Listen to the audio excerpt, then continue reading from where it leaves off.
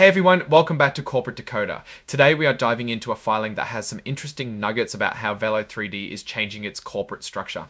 It might sound boring, but stick around because letting stockholders have more say could shake things up more than you think. It's like giving the audience a remote control to the show. In this report from June 2025, Velo3D tells the SEC about some important changes, namely giving stockholders more power. This is a big deal because it changes how decisions get made at the company. Before we start, if you appreciate getting straight insights from corporate documents, make sure you're subscribed. We also have a Discord community linked in the description below where you can discuss SEC filings and more. Join to share and chat with other finance enthusiasts. First off, Velo3D changed its rules, specifically what's in their certificate of incorporation. Think of this document as the company's constitution. They got rid of a rule that stops stockholders from making decisions by written agreement without having an official meeting. This change happened on July 1, 2025. What does this mean? Before, if stockholders wanted something done, they pretty much had to wait for a formal meeting to vote on it. Now they can agree in writing to take action. It's like switching from snail mail to email for important stuff. Now, the stockholders can act by written agreement if the law in Delaware, where Velo3D is incorporated, allows it. This could lead to quicker decisions and maybe even more influence from the big stockholders. Now let's talk about the annual meeting that happened on June 27, 2025.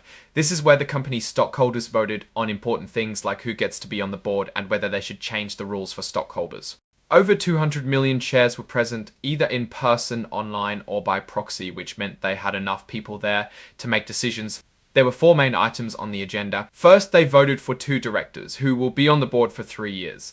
Second, they voted to say yes to having Frank Reimerman Sovkol as their accounting firm for 2025. And then they voted on whether to leave 25 to then they voted on reverse having fewer shares overall. Finally, they voted on whether to let stockholders make decisions by written consent, which we discussed a moment ago. Let's see how those votes turned out. The votes are in and here are the results for electing directors. Adrian Kepler received 192,982,263 votes for him, with just over 100,000 against, so he is in. Jason Lloyd garnered a very similar result with 34,408 votes for him, so he's in too. So both Adrian and Jason are now directors. For choosing the accounting firm, Frank Reimerman Sovkol received a landslide of approval with over 200 million votes. The vote on whether to do a reverse stock split, it was approved with most people voting yes. This means they will consolidate the stock at a ratio between 1:5 and 1:50. Imagine taking $51 bills and exchanging them for a single $50 bill. Lastly, on allowing stockholders to act by written consent, the vote was in favor with almost 200 million votes. So now the company's stockholders can act by written consent. Now, considering these changes, here's what I see. Velo3D is giving its stockholders more influence, which could be a good thing. It could lead to quicker decisions and make the company more responsive to what its owners want. However, it also comes with risks. If a few big stockholders LLBRB could push through changes that aren't good for everyone. Another thing to consider is the reverse stock split.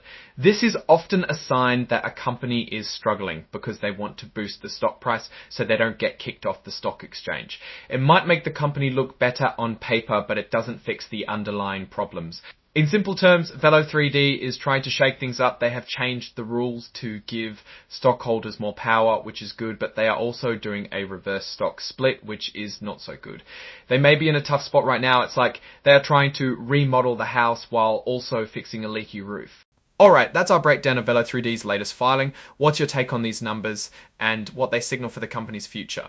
Drop your thoughts in the comments. If this analysis was valuable, hitting that like button really helps, and subscribe for more deep dives. Don't forget to check out the Discord in the description. Thanks for watching. See you next time.